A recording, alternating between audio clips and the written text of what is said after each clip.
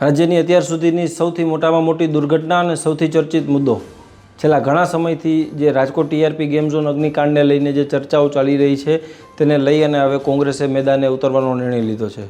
કોંગ્રેસ દ્વારા જે અવારનવાર જે રસ્તા પર આંદોલનો કરવામાં આવ્યા છે અને હવે રાજકોટ ટીઆરપી ગેમ ઝોન અગ્નિકાંડના પીડિતોને ન્યાય અપાવવા માટે અત્યારે હાલ કોંગ્રેસ દ્વારા જે પ્રેસ કોન્ફરન્સ કરી અને જે અત્યારે પદયાત્રાની જાહેરાત કરવામાં આવી છે।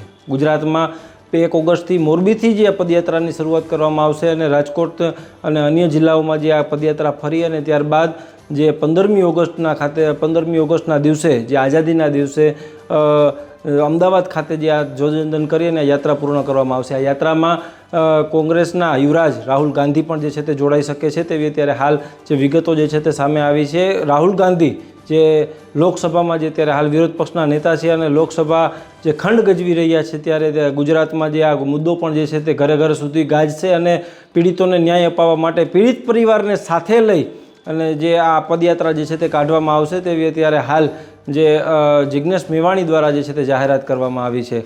આવનારા સમયમાં આ મુદ્દો જે છે તે વધુ જે ગંભીરતા પકડે અને જે લોકોને જે પીડિત પરિવારો છે તેમને ન્યાય મળે, સાથે સાથે જે ઉના દલિતકાંડ જે થયો હતો તેમના પીડિત પરિવારોને પણ જે છે તે ન્યાય મળે તે માટેની અત્યારે હાલ જે કોંગ્રેસ દ્વારા ન્યાય યાત્રા કાઢવાની અત્યારે હાલ જે પદયાત્રા માટેની જે જાહેરાત જે છે તે કરવામાં આવી છે। આવનારા સમયમાં કઈ પ્રકારના જે માહોલ રચાશે, કઈ પ્રકારની રાજકીય ગતિવિધિઓ જે છે તે થશે તે જોવું ખૂબ મહત્વનું રહેશે। નમસ્કાર। હાલ આપની સમક્ષ ટીઆરપી ગેમિંગ ઝોનમાં જેમણે પોતાના પરિવારના સદસ્યો ગુમાવ્યા એ સ્વજનોએ, પીડિત પરિવારોએ પોતાની વ્યથા તમારી સમક્ષ રજૂ કરી। 1.5 મહિના સુધી રાજ્યની સરકાર, રાજ્યના મુખ્યમંત્રી અને ગૃહમંત્રીનો ઉપેક્ષાનો ભોગ બનેલા પીડિત પરિવારો સાથે કેવું નિમ્ન કક્ષાનું અને બેહુદું વર્તન કરવામાં આવ્યું, કેવી નિર્લજ્જતાપૂર્વક એમનો ઉપહાસ કરવામાં આવ્યો, એમની હાંસી ઉડાવવામાં આવી, એની વાત પીડિત અને મુખ્ય આપ સૌ પત્રકાર મિત્રોએ સાંભળી। 1.5 મહિના સુધી ભારતીય જનતા પાર્ટીના કોર્પોરેટરો, ધારાસભ્યો, સાંસદ સભ્યો, પક્ષના વિવિધ પદ ઉપર બેઠેલા માણસોમાંથી કોઈને પણ એ જનેતાના આંસુ લૂછવાનું મન ના થયું જેને પોતાના દીકરાની લાશ નહીં, અવયવો અને અંગોના ટુકડાઓ તમે આપ્યા છે। અને 1.5 મહિના દરમિયાન માનનીય રાહુલ ગાંધીજી એમની સાથે ઝૂમ કોલ ઉપર વાત કરી।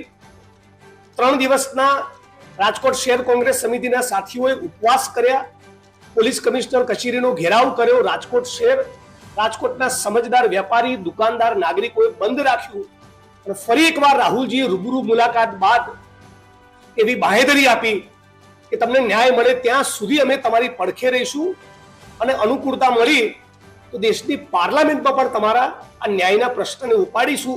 એ બાદ જ રાજ્યના ગૃહમંત્રી અને મુખ્યમંત્રીને પીડિત પરિવારોની યાદ આવી।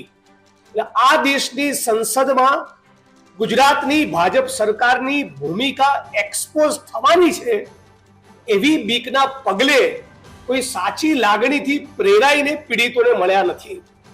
જેમ આશાબેન કાથડના પિતા ચંદુભી કાથડે કીધું કે એમની મજાક અને મશ્કરી કરવામાં આવી છે, એ બોલવા માટે ઊભા થયા, તેમને ચૂપ કરી દીધા, એમને બોલવા ના દીધા। આ 12 જેટલી માગણીઓ જે પીડિત પરિવારો રજૂ કરી એમાંથી એક પણ માગણી સંતોષવાની ગેરંટી નહીં આપી, કશું જ એમને લેખિતમાં બાહેધરી કે ખાતરી નથી આપી। તો સવાલ એ થઈ રહ્યો છે કે આ ગરીબ પીડિત પરિવારોની 1.5 મહિના બાદ તમે શા માટે હાંસી ઉડાવી રહ્યા છો?